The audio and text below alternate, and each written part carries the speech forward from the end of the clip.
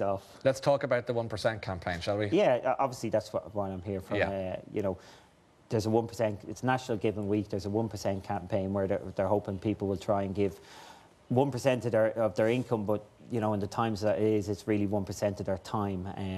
You know, a good example of that is I'm obviously involved with the US tour. The US tour early next year will succeed in giving away $2 billion to charity over its career. That's a lot of money. And the one key about the US tour is, yeah, they're a big organisation. They make vast sums for their players. They employ a lot of people. But the reason they're able to give away $2 billion is the volunteers that turn up every week. There's people who volunteer in the States, no interest in golf. They'll see no golf shot hit during the week of a tournament. As in, they could be sitting in a parking lot all week. Do you like the way I said parking lot? In a car park all week.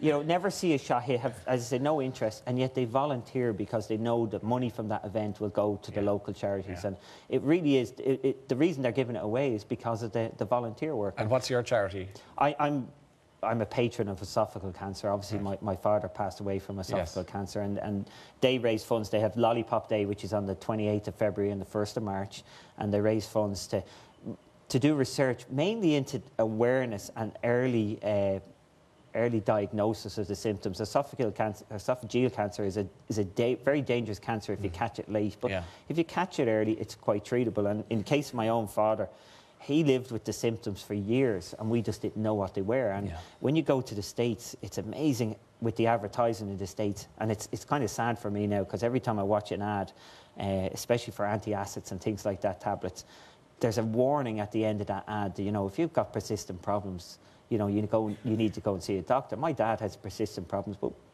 he was just so, I'll be okay, and you know, could have been caught easily. Yeah. You know, if we knew the symptoms, if we got it early, so much easier to be treated. But we didn't know back then, and obviously now it is a lot of these cancers and other cancers. It's about early diagnosis, find it early, and you can get it treated. And it's amazing. You know, for me now, because of all these things, you've got Movember going on now and things, if I have any sort of niggle, I'm straight down to the doctor. Whereas my dad was old school, and I'll be fine tomorrow. Well, thankfully that's beginning to change a little bit. I'd love to see you playing with Paul McGinley's team in 2014.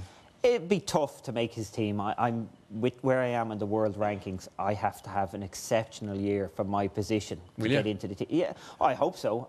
But I really do have to have an exceptional year. If I was better ranked at this stage, I'd be in bigger events, which is easier to qualify. I'd need to play good to get into the team. Whereas from where I'm coming from, I really do need to play great. I for one hope you have an exceptional year, because you deserve it. It'd be nice to me. Paul looks like he's going to be a great captain. So it would be. Well, I hope you're part of it. Pádraig Harrington, ladies and gentlemen. Thanks, Pádraig. Thanks so much.